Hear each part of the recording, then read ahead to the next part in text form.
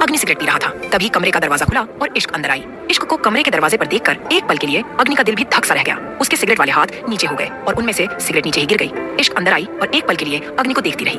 अग्नि उसकी तरफ बढ़ने लगा, लेकिन उससे पहले ही इश्क उसकी तरफ आने लगी, लेकिन उसके बिल्कुल करीब ना आकर इश्क क्लोजेट खोलकर उसमें अपने कपड़े देखने लगी। वो राठौड़ मेंशन आ तो गई थी, लेकिन उसके पास उसके कपड़े नहीं थे, इसीलिए वो फिलहाल इस कमरे में अपना नाइट सूट लेने आई थी। उसने अपने लिए एक नाइट सूट निकाला और क्लोजेट बंद कर दिया। वो वहां से जाती उससे पहले ही अग्नि तुरंत उसके करीब हुआ और बोला, कहाँ जा रही हो? इश्क ने चेहरा उठाकर उसकी तरफ देखा, लेकिन कुछ कहा नहीं।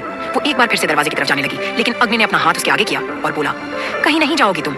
जब से हमारी शादी हुई तब से तुम इसी कमरे में रही हो और आज भी तुम इसी कमरे में रहोगी। इश्क का दिल जोरों से धक धक करने लगा।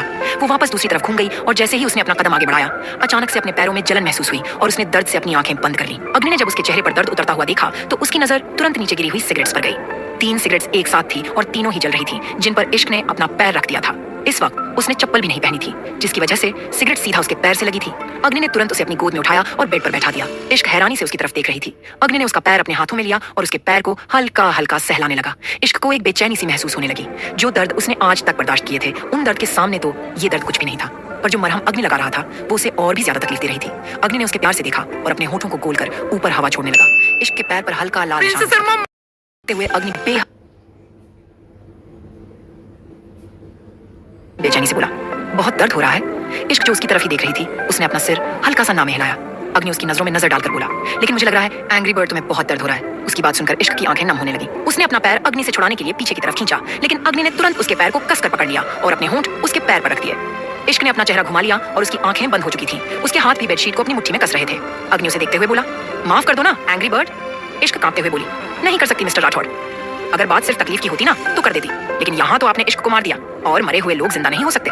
उसकी बात सुनकर अग्नि की पकड़ उसके पैर पर और भी ज्यादा कस गई। वो ऊपर उठा और इश्क के बिल्कुल करीब आकर बोला, इश्क कभी मर नहीं सकता। इतना सब कुछ होने के बाद भी अगर हम दोनों एक दूसरे के सामने हैं ना, तो मतलब साफ है कि हमारा इश्क भी हम दोनों की तरह जिद्दी है। इश्क कुछ बोल ही नहीं पाई। वो वहां से उठना चाहती थी, लेकिन अग्नि नीचे झुका और उसके पेट पर अपना हाथ रख दिया। इश्क ने एक बार फिर से अपना चेहरा घुमाया और बोली, मुझे जाने दीजिए, मैं यहाँ पर सिर्फ अपने कपड़े लेने आई थी। अग्नि हल्का सा मुस्कुराया और बोला, कपड़ों की तो जरूरत ही नहीं एंग्री बर्ड। जब हम दोनों साथ तो कपड़ों की जरूरत किसे हो सकती है। इश्क के चेहरे पर गुस्सा झलकने लगा। उसने अग्नि को खुद से धक्का देते हुए अलग करने की कोशिश की, लेकिन अग्नि ने उसका हाथ पकड़ लिया और उस पर और भी ज्यादा झुकने लगा। इश्क पीछे की तरफ बैंड होने लगी। इश्क पूरी तरह से बेड पर लेट गई। उसकी सांसें बेहद गहरी चल रही थी। अग्नि उसे देखते हुए बोला, तुम बेशक से जितना मर्जी इनकार करने की कोशिश कर लो, लेकिन साफ पता चलता है एंग्री बर्ड की आज भी तुम मुझसे बहुत इश्क करती हो। बेइंतहा इश्क। आज भी मेरे छूने से तुम जिस तरह से मुझ में ही खो जाती हो, साफ पता चलता है कि भले ही कुछ भी हो जाए, लेकिन इस इश्क को अग्नि से नफरत तो बिल्कुल नहीं हो सकती। उसकी बात सुनकर इश्क का चेहरा एक बार फिर से लाल होने लगा। अग्नि के चेहरे पर मुस्कुराहट देखकर इश्क के एक्सप्रेशन थोड़े सख्त होते जा रहे थे। उसने अग्नि के सीने पर अपने हाथ रखकर उसे खुद से दूर करते हुए कहा, आपको क्या लगता है मिस्टर राठौड़ कि आप इस तरह की बातें करके मुझे अपनी बातों में उलझा लेंगे? बहुत बार आपके करीब आने से खुद को ही खो चुकी हूं मैं। अब ऐसा कुछ नहीं होगा। आप बेशक से कुछ भी कर ले, कुछ भी कह ले, लेकिन मैं आपकी बातों में नहीं आऊंगी, क्योंकि अब जब मैं आपकी शक्ल देखती हूँ ना, तो मुझे हम दोनों के बीच बीते वो पल याद नहीं आते जिनमें सिर्फ इश्क था। मुझे वो पल याद आते हैं जिनमें सिर्फ और सिर्फ तकलीफ थी। इश्क तो इस इश्क ने आपसे बहुत किया था, लेकिन अब सिर्फ नफरत है। अब साइड हटिए, मुझे जाना है। अग्नि एक्सप्रेशंस लेस होकर बोला, नहीं हटूंगा, बेशक से कुछ भी कह लो। ना तुम्हें खुद से दूर जाने दूंगा और ना ही खुद तुमसे दूर जाऊंगा। बहुत अच्छी तरह से जानता हूं तुम्हें और तुम्हारे दिल को। जुबान पर बेशक नफरत का जिक्र हो, लेकिन दिल में तो धड़कन बनकर बसा हुआ हूं मैं। इश्क हल्का सा हंसी और बोली, यही तो गलतफहमी है आपको मिस्टर राठौड़। आपको लगता है कि सिर्फ आप ठीक हैं, आपकी बातें सबको माननी चाहिए, लेकिन ऐसा नहीं है। पहले भी आपने सिर्फ मेरे साथ जबरदस्ती ही की थी और अभी भी वही करना चाहते हैं, पर अब आपकी जबरदस्ती मैं बर्दाश्त नहीं करूंगी। अग्नि तुरंत बोला, जबरदस्ती नहीं कर रहा हूँ, इश्क करता हूँ तुमसे। इश्क उसकी आंखों में देखते हुए बोली, जो आपकी तरफ से इश्क है वो मेरे लिए घुटन है, और आपके साथ रहना मतलब घुट घुट कर मारना। पर आपको क्या ही फर्क पड़ता है मेरे मरने से भी? मेरे मरने के बाद भी आपने अपनी जिंदगी अच्छे से जी होगी। एक रात लीजा के साथ तो दूसरी रात ना जाने किसके साथ। उसकी बात सुनकर अग्नि के चेहरे की एक्सप्रेशन अचानक से बदलने लगे। वहीं इश्क बोलते बोलते चुप हो चुकी थी। अग्नि गुस्से से बोला, तुम्हारे जाने के बाद किसी को भी अपने करीब नहीं आने दिया मैंने। इश्क मुंह बनाकर बोली, अब बेशक से कोई करीब आ भी जाए मुझे फर्क नहीं पड़ता। अब साइड हटिए। अग्नि गुस्से से बोला, नहीं हटूंगा। इश्क की आंखों में आंसू आ गए। वो बोली, ठीक है तो कीजिए, अभी भी वही जबरदस्ती जो हमेशा से करते आए हैं। एक बार पहले भी आपने कहा, कभी मेरी कोई बात सुनी थी, तकलीफ ही दी थी। अभी वही दे रहे हैं, देते रहिए। जब तक बर्दाश्त कर पाऊंगी कर लूंगी बर्दाश्त। नहीं हुआ तो खुद को खत्म करने के अलावा और कोई ऑप्शन नहीं होगा मेरे पास। उसकी बात सुनकर अग्नि का दिल कांप उठा। वो कुछ पल इश्क की आंखों में देखता रहा, जहां से आंसू बाहर आ रहे थे। वो गहरी गहरी सांसें लेता हुआ इश्क के ऊपर से हट गया। इश्क तुरंत बेड से उठी और अग्नि की तरफ देखते हुए बोली, एक बात मेरी कान खोलकर सुन लीजिए मिस्टर राठौड़, आपको पसंद होता होगा यूं ही किसी के करीब जाना, किसी के साथ भी यूं बेड पर आना, लेकिन मैं अग्नि सिंह राठौड़ नहीं इश्क हूँ। आपकी तरह यूं ही किसी भी गैर के करीब चले जाना पसंद नहीं। आइंदा मेरे ऐसे करीब मत आइएगा। इतना बोलकर इश्क तुरंत वहां से चली गई। अग्नि बस उसे जाते देखता रह गया। वो इश्क के पीछे पीछे जाता, उससे पहले ही उसका फोन बजा। उसने फोन की तरफ देखा तो पारस का फोन आ रहा था। उसने तुरंत कॉल रिसीव किया। सामने से पारस की आवाज आई, सर आपका शक बिल्कुल सही था। उस एक्सीडेंट में भी लीजा मैडम का हाथ था। जैसे ही पारस ने अपनी बात कही, अग्नि का चेहरा गुस्से से कांपने लगा। इतने दिनों से वो उस ट्रक ड्राइवर के बारे में पता लग रहा था, लेकिन वो ट्रक ड्राइवर तो जैसे हवा में गायब हो गया था। लेकिन आखिर अग्नि के आदमियों ने उसे ढूंढ लिया और उसे ढूंढते ही पता चल चुका था कि वो एक्सीडेंट किसी और ने नहीं, लीजा ने करवाया था। अग्नि ने कॉल डिस्कनेक्ट किया और तुरंत अपने कमरे से बाहर निकला। कुछ देर बाद लीजा जो एक क्लब में थी, अपनी पार्टी एंजॉय कर रही थी। अचानक से उसके फोन पर फोन आया। अग्नि का फोन देखकर उसके चेहरे पर हैरानी भरे एक्सप्रेशन थे, क्योंकि इतने दिनों से जब अग्नि उसका फोन रिसीव तक नहीं कर रहा था, खुद से कॉल करना तो दूर की बात, उसने तुरंत कॉल रिसीव किया। सामने से अग्नि की आवाज आई, Lisa today I need you, I want you to relax myself. उसकी बात सुनकर लीजा के चेहरे पर एक्साइटमेंट और हैरानी दोनों ही बहुत ज्यादा झलक रही थी। वो तुरंत बोली, ओह गॉड फायर, मुझे पता था तुम मेरे बिना रह नहीं सकते। बताओ मुझे तुम कहाँ हो, मैं अभी तुम्हारे पास आ रही हूँ। सामने से फोन पर अग्नि की आवाज आई, hotel Park Plaza, room number 501, come soon. बोलकर अग्नि ने कॉल डिस्कनेक्ट कर दिया। लीजा जल्दी से क्लब से बाहर आई और होटल पार्क प्लाजा की तरफ बढ़ गई। वहीं जैसे ही वो क्लब से बाहर निकली, कुछ ही दूरी पर खड़ी अग्नि की गाड़ी उसके पीछे पीछे चल दी। इस वक्त अग्नि की आंखें बेहद सर्द थीं। लाजा की गाड़ी पार्क प्लाजा होटल के बाहर आकर रुकी और गाड़ी से बाहर निकलकर वो सीधा होटल के उस कमरे में गई जिस कमरे में अग्नि ने उसे बुलाया था। उसने दरवाजा नॉक करना चाहा, लेकिन दरवाजा पहले से ही खुला था। वो दरवाजे से अंदर आई और अंदर जाकर अग्नि को ढूंढने लगी, लेकिन उसे अंदर अग्नि कहीं दिखाई नहीं दिया। वो मुस्कुराते हुए बोली, लगता है अभी तक फायर यहाँ पर आया नहीं है। मुझे बेसब्री से तुम्हारा इंतजार है फायर। आज की रात तो सच में फायर लगने वाली है, because I am so excited for you. Lisa अग्नि का इंतजार कर रही थी। तभी उसके दिमाग में एक आइडिया आया। उसने तुरंत अपना फोन निकाला और अग्नि को फोन किया। अग्नि ने कॉल रिसीव किया। इस वक्त वो होटल के पार्किंग एरिया में ही था। उसकी गाड़ी लीजा की गाड़ी के पीछे थी, लेकिन वो ये प्रूफ नहीं होने देना चाहता था कि वो उसका पीछा कर रहा है, इसलिए उसने उससे थोड़ी दूरी मेंटेन की हुई थी। लीजा एक्साइट होते हुए बोली, कहाँ हो तुम फायर, प्लीज जल्दी आ जाओ ना। अग्नि तिरछा मुस्कुराकर बोला, जस्ट इन 5 मिनट। बोलकर उसने कॉल डिस्कनेक्ट कर दिया। 5 मिनट में उसके आने का सुनकर लीजा के चेहरे पर एक स्माइल आ गई। उसने तुरंत अपना फोन साइलेंट पर किया और उसका कैमरा ऑन कर उसे वही साइड टेबल पर रखे हुए बॉस के पीछे रख दिया, ताकि अब अग्नि और उसके बीच जो कुछ भी हो वो उस इश्क को दिखा सके और उसे बता सके कि भले ही अग्नि उसे जितना मर्जी बोल दे कि वो सिर्फ इश्क से प्यार करता है, लेकिन जब बात फिजिकल नीड की आती है तो उसके अलावा अग्नि की फिजिकल नीड कोई पूरी नहीं कर सकता। उस कैमरा में खुद को देखते हुए वो तिरछा मुस्कुराई और बोली, बस एक बार मेरे और फायर के बीच एक बार फिर से वो सब हो जाए जो मैं चाहती हूँ। उसके बाद तो उस इश्क को अपने रास्ते से मैं हटा ही दूंगी। कितनी बार उसकी जान बचेगी, आखिर तो उसे मरना ही होगा और अब उसकी मौत मैं अपने हाथों से लिखूंगी। बोलते हुए उसकी आंखें बेहद खतरनाक दिख रही थीं। तभी उसे बाहर से कदमों की आहट सुनाई दी। आवाज सुनकर उसने जल्दी से अपनी ड्रेस की फ्रंट जिप हल्की सी नीचे कर दी और अपने बालों को एक करली वेव देते हुए होठों पर सेडक्टिव स्माइल ले आई। तभी दरवाजा खुला और दरवाजे से अग्नि अंदर आया। अग्नि को देखते ही लीजा की आंखें और ज्यादा चमक उठी। वो एक सेडक्टिव चाल के साथ उसकी तरफ बढ़ी और बोली, मुझे पता ही था एक ना एक दिन तो तुम्हें ये एहसास होगा फायर कि तुम्हारी डिजायर और तुम्हारी नीड्स सिर्फ मैं पूरी कर सकती हूँ। ओनली लीजा, तुम बेशक किसी के पास भी चले जाओ, लेकिन I am the only one जो तुम्हें पूरी तरह से सेटिस्फाई कर सकती है। अग्नि ने तिरछी मुस्कुराहट के साथ उसे देखा। लीजा ने उसके सीने पर अपना हाथ रखा और बोली, आज की रात बहुत स्पेशल होगी। अग्नि ने डेविल स्माइल के साथ उसकी कमर पर अपना हाथ रखा और बोला, यस आज की रात बहुत स्पेशल होगी। वहीं दूसरी तरफ दरवाजे पर खड़ी इश्क का दिल धक सा रह गया। अग्नि का पीछा करते हुए वो इस होटल तक आई थी। जब उसने अग्नि को गुस्से में घर से बाहर निकलते हुए देखा तो उसे बहुत अजीब लगा। उसे अग्नि की फिक्र भी हो रही थी, क्योंकि उसका गुस्सा नॉर्मल नहीं लग रहा था। एक डर सा उसके दिल को बेचैन कर रहा था, लेकिन उसे नहीं पता था कि उसे अपनी आंखों से ये सब देखना पड़ेगा। वो अग्नि की तरफ देखते हुए मन ही मन बोली, मुझे लगा मिस्टर राठौड़ कि आप जो मुझसे माफी मांग रहे हैं, मुझे बार बार बोल रहे हैं कि इस अग्नि को बेइंतहा इश्क है, इस इश्क से वो सब सच है, लेकिन आप पहले भी झूठे थे और अब भी झूठे हैं। बोलते हुए इसकी आंखों से आंसू लुढ़कने लगे। वहीं दूसरी तरफ लीजा की नजर इश्क पर गई तो उसकी आंखें बड़ी हो गईं। उसकी आंखों में आंसू देखकर वो समझ चुकी थी कि जरूर इश्क अग्नि का पीछा करते हुए आई है। उसने अपनी वॉइस को और भी ज्यादा सिलेक्टिव किया और अग्नि की गर्दन पर अपनी उंगलियां चलाते हुए बोली, ओह गॉड फायर, मुझसे तो और ज्यादा इंतजार अब हो ही नहीं रहा। I am feeling so restless, come on the bed and let's have some fire. ये बोलते हुए उसने अग्नि की शर्ट के बटन खोलने शुरू कर दिए। इश्क की मुट्ठियां कस रही थी। ना सिर्फ उसे रोना आ रहा था, बल्कि बहुत ज्यादा गुस्सा भी आ रहा था। ऐसा लग रहा था जैसे वो एक बार फिर से खुद को खत्म कर दे। एक बार पहले भी उसने अग्नि और लीजा को बेड पर देखा था और आज एक बार फिर से अपनी आंखों के सामने उन दोनों को देखकर उसका मन कर रहा था कि खुद को पूरी तरह से खत्म कर दे। अग्नि लीजा की तरफ देखते हुए बोला, मैं तुमसे शादी करना चाहता हूँ, I want to marry you. Lisa की आंखें बड़ी हो गई। उसे यकीन नहीं हुआ अभी अग्नि ने जो कहा। इश्क को भी बहुत गुस्सा आ रहा था और वो सोच रही थी कि वो अग्नि के पास जाए और उसे सवाल करें कि क्या ये है उसका बेइंतहा इश्क, क्या ये है उसका पछतावा, कि क्या ऐसे वो इश्क को अपने साथ रखना चाहता है। लेकिन फिर कुछ सोचते हुए उसने अपने आंसू साफ किए और बोली, नहीं मुझे आपसे कोई जवाब नहीं चाहिए मिस्टर अग्नि सिंह राठौड़, क्योंकि अब सवाल और जवाब मेरी तरफ से दोनों ही खत्म हो चुके हैं। इतना बोलकर वो तुरंत वहां से निकल गई। लीजा दोबारा कंफर्म करने के इरादे से लड़खड़ाती हुई जुबान के साथ अग्नि को बोली, व्हाट यू सेड। अग्नि हल्का सा मुस्कुराकर बोला, I want to marry you Lisa, पर एक प्रॉब्लम है, मुझे समझ नहीं आ रहा इश्क को हम अपने रास्ते से कैसे हटाएं। लीजा हंसी और बोली, बस इतनी छोटी सी प्रॉब्लम, यू नो व्हाट, उस इश्क को अपने रास्ते से हटाना सिर्फ 1 मिनट का काम है। यू नो मैंने कई बार उस पर अटैक किया है, लेकिन हर बार तुम उसे बचा लेते हो। अगर तुम उसे ना बचाते ना तो वो मेरा एक भी अटैक बर्दाश्त नहीं कर पाती। तुम्हें एक अटैक के बारे में ही तो पता है, लेकिन उसके बाद भी मैंने उस पर अटैक करवाया था। वो ट्रक एक्सीडेंट मैंने ही करवाया था, लेकिन तुम उसे वक्त रहते हॉस्पिटल ले आए। अगर नहीं लाते तो अब तक तो वो तुम्हारी जिंदगी से बाहर भी निकल चुकी होती। उसकी बात सुनते हुए अग्नि के गुस्से से मुट्ठियां कस रही थी और चेहरा हल्का हल्का कांप रहा था। उसके चेहरे का रंग बदल रहा था। लीजा हंसी और बोली, तुम्हारी प्रॉब्लम मैं चुटकियों में सॉल्व कर दूंगी, ये सब तुम मुझ पर छोड़ दो। फिलहाल आज की रात एंजॉय करते हैं। बोलते हुए उसने अग्नि की शर्ट को उतार दिया और उसके सीने पर अपने हाथ चलाने लगी। अग्नि ने लीजा के बालों को कसकर मुट्ठी में पकड़ा और बोला, आज की रात तुम कभी नहीं भूलेगी, नेवर। लीजा हंसकर बोली, तुम्हारे साथ बीती रात तो मैं कभी भूल भी नहीं सकती।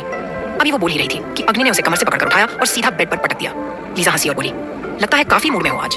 वेल तुम्हारे मूड में, और फायर कैसे ऐड करनी है? I know very well. ये बोलते हुए वो अपनी ड्रेस को उतारने लगी, लेकिन अगले ही पल अग्नि ने उसके हाथों को पकड़ा और खुद पूरी तरह से उस पर झुक गया। लीजा हैरानी उसे देखने लगी। अग्नि ने अगले ही पल उसके हाथ हेडड्रेसर से बांध दिए और बोला, आज तक तुमने मेरे सेटिस्फाई करूंगा। लीजा के चेहरे पर सेडक्टिव स्माइल आ गई, लेकिन अगले ही पल उसके एक्सप्रेशन चेंज हो गए क्योंकि अग्नि उसके ऊपर से हटकर बेड से नीचे उतर चुका था। उसने अपनी पॉकेट से सिगरेट निकाली और उसे जलाकर अपने होंठों में दबाया और बेड के आसपास टहलते हुए सिगरेट के कश भरने लगा। लीजा हल्का सा मुस्कुराकर बोली, तुमने मुझे बहुत इंतजार करवाया फायर, अब प्लीज और इंतजार मत करवाओ। कम टू मी ना, I am waiting for you. एग्नी devil smile के साथ बोला, हैव सम पेशेंस लीजा, अभी तो थोड़ा इंतजार करना बनता है। वैसे एक बात बताओ, तुम्हें डर नहीं लगा कि अगर मुझे पता चलेगा कि तुमने इश्क का एक्सीडेंट करवाया है तो मैं तुम्हारा क्या हाल करूंगा? मैंने तुम्हें वार्निंग दी थी। उसकी बात सुनकर अब लीजा का चेहरा गुस्से से भर गया। वो मुंह बनाते हुए बोली, तुमने मुझे वार्निंग दी थी, लेकिन उस वार्निंग से ज्यादा मुझे उस इश्क का तुम्हारे आसपास रहना खटक रहा था। मैंने तुम्हारे पास आने की कितनी कोशिश कर रही थी, लेकिन वो इश्क ने तुम्हें इतना ज्यादा अपने पास उलझा रखा था कि तुम मुझे छोड़ो अपने काम की तरफ भी ध्यान नहीं दे रहे थे। यू नो व्हाट, तुम्हारी पिछली कई डील्स में प्रॉब्लम हुई है, लेकिन डैड ने उन्हें संभाल लिया और मैं जानती हूँ कि फायर को अपने काम से बहुत ज्यादा प्यार है। उसके लिए उसका काम सबसे ज्यादा है, तो ऑब्वियस सी बात है कि उस इश्क से तुम्हें इफेक्ट पड़ रहा है। मैं ऐसे कैसा होने दे सकती थी? इसीलिए मैंने सोच लिया था मैं उसे अपने रास्ते से हटाऊंगी, फिर चाहे मुझे तुम्हारा ही गुस्सा क्यों ना देखना पड़े। अग्नि हल्का सा मुस्कुराकर बोला, इंप्रेसिव, वेरी इंप्रेसिव। मतलब तुम मेरा गुस्सा बर्दाश्त करने के लिए तैयार थी? लीजा कुछ सोचते हुए हंसी और बोली, यस, क्योंकि तुम गुस्से में भी बिल्कुल आग लगते हो। फायर एंड तुम्हारा गुस्सा तो मुझे और भी ज्यादा पसंद है। अब उस अग्रेशन के साथ मेरे पास आओ और प्रूफ करो कि मैं गलत नहीं हूँ। अग्नि का चेहरा हद से ज्यादा कांपने लगा। उसने सामने टेबल पर रखा हुआ फ्रूट बास्केट देखा और उसके पास गया। उसने फ्रूट बास्केट में से चाकू निकाला और लीजा के पास आने लगा। उसके हाथों में चाकू देखकर लीजा की आंखें हैरत में फैल गई। वो तुरंत बोली, ये तुम नाइफ किस लिए उठा रहे हो? अग्नि उस चाकू की तरफ देखते हुए डेविल स्माइल के साथ बोला, अब फायर फ्रूट काटने के लिए तो चाकू उठाएगा नहीं, अब तुम खुद सोचो कि ये चाकू कहाँ लगेगा। बोलते हुए वो लीजा के बिल्कुल करीब आकर उस पर झुक चुका था। लीजा की आंखें बड़ी हो गई और चेहरे पर पसीना आने लगा। वो कांपती हुई जुबान के साथ बोली, प्लीज प्लीज फायर, ऐसा ऐसा कुछ मत करना। देखो मैंने जो कुछ भी किया वो सिर्फ तुम्हारे लिए किया था और तुम खुद जानते हो ना कि how much I love you. I just want you, और तुम्हारे लिए मैं कुछ भी कर सकती हूँ। लीजा की बात सुनकर अग्नि गुस्से से उसे देखते हुए बोला, एंड यू नो व्हाट, कि मैं मेरी इश्क से बहुत इश्क करता हूँ और उसके लिए मैं कुछ भी कर सकता हूँ। बोलते हुए उसने उस चाकू पर अपनी उंगली चलाई तो उसकी उंगली से खून बहने लगा और खून की बूंदें लीजा के चेहरे पर गिरी। लीजा के चेहरे पर डर और भी ज्यादा दिखाई देने लगा। वो कांपने लगी थी और अपने हाथों को उस हेडड्रेसर से छुड़वाने की कोशिश करने लगी थी, लेकिन अग्नि ने उसके हाथों को जंजीरों से बंधा हुआ था। वो अपने पैरों को चलाने लगी और जोर से बोली, please please help me, please someone help me. अग्नि ने अपने खून से भरी हुई उंगली को उसके चेहरे पर रखा और उसकी नोक को जोर से दबाते हुए बोला, तुम्हें लगता है कि यहाँ पर कोई तुम्हारा शोर सुनेगा? अगर कोई सुन भी लेगा तो किसी की इतनी औकात नहीं कि अग्नि सिंह राठौड़ के सामने खड़ा भी हो सके। सो लीजा बेबी, यहाँ पर फिलहाल तुम्हारी हेल्प करने के लिए कोई भी नहीं है। लीजा गुस्से से बोली, मतलब तुमने मुझे चीट किया है? तुमने मुझे धोखे से यहाँ पर बुलाया और अब तुम उस इश्क के लिए मुझे मारना चाहते हो? Don't you do this fire. मेरे डैड तुम्हें छोड़ेंगे नहीं और उस इश्क का कोई भरोसा नहीं, वो कब तुम्हें छोड़कर चली जाए। तुम उसके लिए मुझे इस तरह से चीट नहीं कर सकते। मैं पूरी जिंदगी तुम्हें खुश रखूंगी। Don't do this. बोलते हुए उसका चेहरा डर से कांप रहा था। अग्नि हंसा और उसके चेहरे पर पूरी तरह से झुककर बोला, मेरी इश्क मुझे छोड़कर कभी नहीं जाएगी, क्योंकि ये अग्नि कभी उसे खुद से दूर जाने ही नहीं देगा। लेकिन तुम्हें तो अब ना तुम्हारे डैड बचा सकते हैं और ना ही कोई और। बोलते हुए वो वापस उठा और उसने जोर से चाकू लीजा के सीने पर मारा। वो चाकू पूरी तरह से उसके सीने पर धंस गया। लीजा दर्द से तड़प उठी। अग्नि ने वो चाकू उसके सीने से बाहर निकाला और लीजा की तरफ देखते हुए बोला, चाहता था कि तुम्हें तड़पा तड़पा कर मारूं, लेकिन इस बेड पर तुम्हें लाकर तुम्हें तड़पते हुए छोड़ने से ज्यादा भला तुम्हारे लिए बुरा और क्या ही हो सकता है। तुम्हें फायर चाहिए ना बेड पर? फायर, तो अब मैं तुम्हें वो फायर देता हूँ। अग्नि ने चाकू लीजा की ड्रेस पर रखा और एक ही बार में चलाया तो लीजा की सारी ड्रेस फट गई थी। लीजा दर्द से तड़प रही थी, लेकिन उसकी आंखें अभी भी खुली थी। वो तड़पते हुए बोली, तुमने मेरे साथ बहुत गलत किया फायर। मैं सच में तुम्हें बहुत प्यार। उससे आगे कुछ बोला भी नहीं जा रहा था। अग्नि गुस्से से देखते हुए बोला, लेकिन मैंने तुम्हें समझा दिया था कि आई डोंट लव यू और मैं कभी तुम्हें प्यार करूंगा भी नहीं, बिकॉज इस अग्नि के सीने में दिल नहीं है, लेकिन उसके सीने में जो पत्थर दिल था ना, उसे धड़काने वाली उसकी इश्क थी। तो अब इस दिल के इश्क पर भी सिर्फ उस इश्क के प्यार का हक है। तुम्हारी हिम्मत भी कैसे हुई मेरी इश्क को तकलीफ पहुंचाने की? मना किया था ना मैंने तुम्हें कि उसे तकलीफ पहुंचाना तो दूर, अगर बुरी नजरों से देखा तो नजरें निकाल लूंगा। So now just see the devil. अग्नि बोलकर उसने लीजा की खुली आंखों पर एक चाकू चलाया तो आंखों से पुतलियां बाहर की तरफ आईं या फिर अंदर की तरफ ही धंस गई। कुछ पता ही नहीं चल रहा था, क्योंकि सिर्फ मांस के चिथड़े दिखाई दे रहे थे और खून तेजी से बह रहा था। लीजा ने दर्द से चिल्लाने की कोशिश की, लेकिन जुबान हलक से बाहर निकली ही नहीं। बस उसका शरीर तड़प रहा था, वो भी बुरी तरह से। लेकिन अग्नि को जैसे कोई फर्क ही नहीं पड़ा। वो पूरा बेड अब तक खून से भर चुका था और अग्नि के चेहरे पर भी खून के छींटे थे। तुम बिल्कुल नहीं देखना चाहती, जो किसी को मारने से पहले एक पल नहीं सोचता और बेरहमी होती क्या है उस फायर को नहीं पता। लीजा का कांपता हुआ शरीर अपनी आखिरी सांस ले रहा था। अग्नि उसे देखते हुए बोला, मन तो कर रहा है कि तुम्हें यूं तड़पता हुआ छोड़ दूं, लेकिन नहीं, ऐसे कैसे मैं तुम्हें छोड़ सकता हूँ? अगर यूं तड़पता हुआ छोड़ दिया तो तब तक मेरे दिल को सुकून नहीं मिलेगा, जब तक तुम्हारी आखिरी सांस खत्म नहीं हो जाती। इसलिए तुम्हारी इन आखिरी सांसों को भी मैं अपने हाथों से खत्म करूंगा। बोलकर अग्नि ने लीजा के गर्दन पर वो चाकू इतनी जोर से चलाया कि एक ही बार से लीजा का धड़ उसके शरीर से अलग हो चुका था। अग्नि के चेहरे पर डेविल स्माइल आ गई। लीजा का शरीर पूरी तरह से शांत हो चुका था। अग्नि ने वो चाकू वहीं पर फेंका और बेड से थोड़ा दूर हो गया। वो लीजा की तरफ देखते हुए बोला, तुम्हें क्या लगता है कि तुम अग्नि को अपने जाल में फंसाने की कोशिश करोगी? यही तो तुम्हारी सबसे बड़ी गलतफहमी थी कि तुम अग्नि के साथ गेम खेल सकती हो।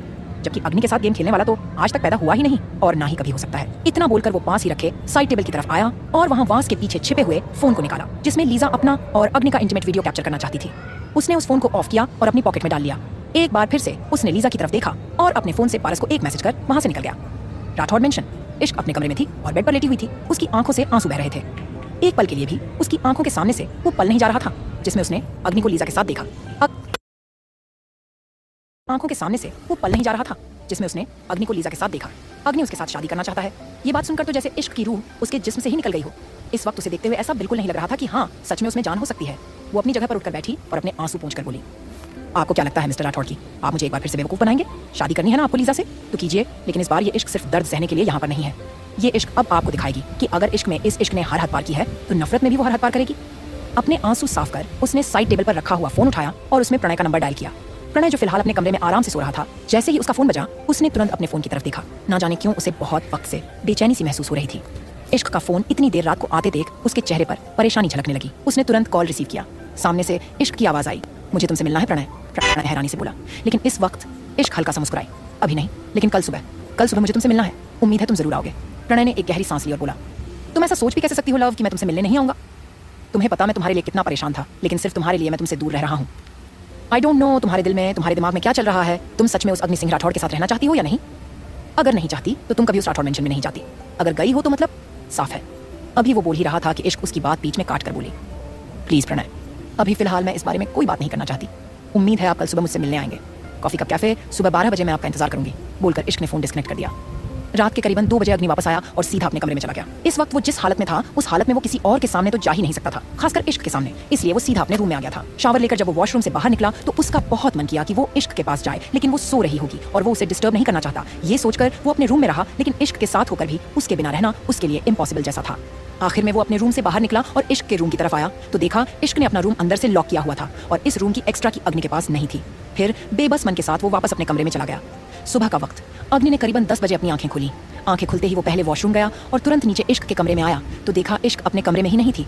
वो बाहर हाल में आया तो हाल में उसे सांझ दिखाई दी जो सर्वेंट से काम करवा रही थी। वो तुरंत उसके पास आया और उसे देखते हुए बोला, इश्क इश्क कहाँ है मिसेस राठौड़? सांझ ने एक नजर से देखा और एक्सप्रेशनलेस होकर बोली, मुझे नहीं पता। अग्नि गुस्से से बोला, इसका क्या मतलब है कि आपको नहीं पता? आप इश्क का ख्याल रख रही है ना, तो इतना भी नहीं जानती वो कहाँ है? वो अपने रूम में नहीं है, बताइए मुझे वो कहाँ है? सांझ ने एक बार फिर से उसकी तरफ देखा और बोली, मुझे सच में नहीं पता वो कहाँ है। मुझे बोलकर गई है कि अभी कुछ ही देर में वापस लौट आएगी और मैंने उससे ज्यादा सवाल करना जरूरी नहीं समझा। इतनी तो आज़ादी है उसे कि वो अपने मन से कहीं आ जा सके।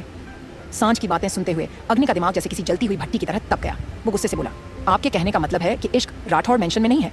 सांझ एक बार फिर से एक्सप्रेशनलेस होकर बोली, वो राठौड़ मेंशन में नहीं है, वो मार्केट। अभी वो बोल ही रही थी कि अग्नि उसके थोड़ा करीब आया और बोला, आपका दिमाग सही है मिसेस राठौड़, आप ऐसा कैसे होने दे सकती हैं? आपको पता भी है इश्क की तबीयत अभी सही नहीं है। वो पता नहीं कहाँ होगी, कैसी होगी, और आपने उसे यूं ही राठौड़ मेंशन से जाने दिया। किसके साथ गई है वो? ओह गॉड, कहीं वो किसी प्रॉब्लम में ना हो। मुझे उसके पास जाना होगा। बोलते हुए अग्नि ने अपनी पॉकेट से अपना फोन निकाला और इश्क को फोन करने लगा। सांझ उसे देखते हुए व्यंग्य से मुस्कुरा रही थी। उसकी मुस्कुराहट देखकर अग्नि बहुत बुरी तरह से जल रहा था। सांझ व्यंग्य से बोली, तुम तो ऐसे दिखा रहे हो जैसे पता नहीं तुम्हें इश्क की कितनी परवाह है। ये वही इश्क है अग्नि जिसे तुमने पल पल तड़पाया था। ये वही इश्क है जो तुम्हारे प्यार के लिए तड़पती रही और अब तुम्हें उसकी परवाह हो रही है। तुम्हें इश्क की परवाह करने की जरूरत बिल्कुल भी नहीं है। अग्नि गुस्से से चिल्लाकर बोला, आपको मुझे बताने की जरूरत नहीं है कि मुझे क्या करना है और क्या नहीं। मैं मेरी इश्क को अच्छा संभल सकता हूँ और बहुत अच्छी तरह से जानता हूँ मैं कि ये वही इश्क है जिसको मैंने बहुत बुरी तरह से हर्ट किया, लेकिन ये वही इश्क है जिससे अब मैं बहुत ज्यादा इश्क करता हूँ। तो बार बार मुझे सुनाइए मत। बोलते हुए अग्नि का चेहरा गुस्से से कांप रहा था। वो लगातार इश्क को कॉल कर रहा था, लेकिन इश्क कॉल रिसीव भी नहीं कर रही थी। तभी अचानक से उसका दिमाग ठनका और उसने तुरंत अपना फोन ऑन किया। इश्क के गले में जो पेंडेंट और चैन थी उसके बारे में तो वो भूल ही चुका था, लेकिन जब उसने फोन पर इश्क को देखना चाहा, उसकी लोकेशन ट्रैक करनी चाहिए, तो कुछ शो ही नहीं हो रहा था। मतलब इश्क ने वो पेंडेंट अपने गले में पहन ही नहीं रखा। उसका मन किया कि अभी इसी वक्त अपना फोन तोड़ दे, लेकिन उसने खुद को शांत रखा और पारस को कॉल किया। जैसे ही पारस ने कॉल रिसीव किया, अग्नि गुस्से से सांझ की तरफ देखते हुए बोला, अभी इसी वक्त इश्क की लोकेशन ट्रैक करो, मुझे 2 मिनट के अंदर अंदर मेरी इश्क की लोकेशन चाहिए। पारस तुरंत बोला, जी सर, मैं अभी। वो बोल ही रहा था कि अग्नि ने कॉल डिस्कनेक्ट भी कर दिया। कॉल डिस्कनेक्ट करने के बाद वो सांझ की तरफ देखते हुए बोला, मेरी इश्क को आज़ादी है कहीं भी आने जाने की, लेकिन मेरे बिना नहीं। मुझे लगा शायद आपको उसकी फिक्र होगी, लेकिन नहीं। आपने एक बार फिर से प्रूव कर दिया कि आपको सिर्फ अपने मिस्टर राठौड़ की फिक्र है, उनके अलावा और किसी की नहीं। बोलकर वहां से जाने लगा। सांझ गुस्से से चिल्लाई, और तुम्हें क्या लगता है कि तुम जो कर रहे हो वो ठीक है? इतना गुस्सा करना, उसके साथ जबरदस्ती करना, ये सब तुम्हारा प्यार है? बिल्कुल भी नहीं। प्यार का मतलब भरोसा है। प्यार का मतलब सामने वाले को समझना है। प्यार का मतलब सामने वाले को प्यार देना है, ना कि बस अपनी जिद पूरी करने के लिए सामने वाले को मजबूर कर देना। वो तुम्हारे साथ नहीं रहना चाहती, क्योंकि तुम जो हो ना, उसके साथ शायद कोई लड़की नहीं रहना चाहेगी। अग्नि उसकी तरफ घुमा और गुस्से भरी नजरों से उसे देखने लगा। वो एकदम दांत पीसते हुए बोला, मेरी एंग्री बर्ड कोई आम लड़की नहीं है। मेरी एंग्री बर्ड इस दुनिया की सबसे खास लड़की है जिसने उस अग्नि से प्यार किया जिससे आपको नफरत है। बोलते हुए उसका चेहरा बहुत ज्यादा लाल था। वो तुरंत वहां से दरवाजे की तरफ चला गया। वहीं दूसरी तरफ खड़ी इतिश्री और नेहा के चेहरे पर शातिर मुस्कुराहट थी। वो दोनों वापस से इतिश्री के कमरे की तरफ आई और नेहा इतिश्री की तरफ देखते हुए बोली, मोम, मुझे नहीं लगता कि हम दोनों को कुछ करने की जरूरत है। ये लोग तो आपस में इतना ज्यादा लड़ रहे हैं कि हमारा काम बिल्कुल जीरो हो गया है। इतिश्री कुछ सोचते हुए बोली, बिल्कुल भी नहीं, हमें अपना काम करना है। ये जो इतना लड़ रहे हैं ना, एक पल नहीं लगेगा इनको वापस से एक होने में, और हमें इन्हें वापस से एक नहीं होने देना है। मुझे इस घर पर पूरी तरह से मेरी हुकूमत चाहिए और बिजनेस में अन्य का राज। जीवन ने पूरी जिंदगी सूर्या भाई की गुलामी की है, लेकिन अब मुझे ना ही खुद गुलामी करनी है और ना ही मेरे बच्चों को करने देनी है। इसलिए अब हमें ऐसा खेल खेलना है कि सामने वाला खेलना तो दूर, खुद को संभाल तक ना पाए। उसकी बात सुनकर नेहा के चेहरे पर भी शातिर मुस्कुराहट तैर गई। वहीं दूसरी तरफ अग्नि जैसे ही गाड़ी में आकर बैठा और सोचने लगा कि इश्क जा कहां सकती है, सबसे पहला ख्याल उसका प्रणय और उसका अपार्टमेंट ही आया। उसने गाड़ी अभी राठौड़ मेंशन से बाहर निकाली ही थी कि पारस का फोन उसके फोन पर आया। उसने पारस का कॉल रिसीव किया तो सामने से पारस ने कहा, बॉस, इश्क मैडम का पता चल चुका है। वो कॉफी कप कैफे में है और इस वक्त शायद प्रणय के साथ है, क्योंकि उनके फोन की लोकेशन भी वहीं पर शो कर रही है। पारस की बात सुनते ही अग्नि ने कॉल डिस्कनेक्ट कर दिया। उसने गुस्से से अपना फोन सीट पर फेंका और बोला, ये बात तुमने सही नहीं किया इश्क, प्यार से तुम्हें ट्रीट कर रहा हूँ, तुम्हारी हर बात मान रहा हूँ, लेकिन अगर फिर भी तुम मेरा दिल जलाओगी ना तो तुम्हारी कसम इस आग में मैं अकेला तो नहीं जलूंगा। बोलकर उसने अपनी गाड़ी की स्पीड बहुत तेज की और अगले 10 मिनट के अंदर अंदर ही वो पूरे 1 घंटे की दूरी में जो कैफे आता था उस कैफे में पहुंच चुका था। कैफे के बाहर उसने एक झटके से गाड़ी रोकी और तेज कदमों से अंदर गया। अग्नि कैफे के अंदर आया और आते ही उसकी नजर सामने टेबल पर बैठी हुई इश्क पर गई, जिसके सामने एक शख्स बैठा था और वो शख्स अग्नि बहुत अच्छी तरह से जानता था कि प्रणय है। वो तुरंत उन दोनों के पास आया और गुस्से से इश्क को देखने लगा, लेकिन इश्क के चेहरे पर अग्नि को देखते हुए कोई डर, कोई परेशानी नहीं थी।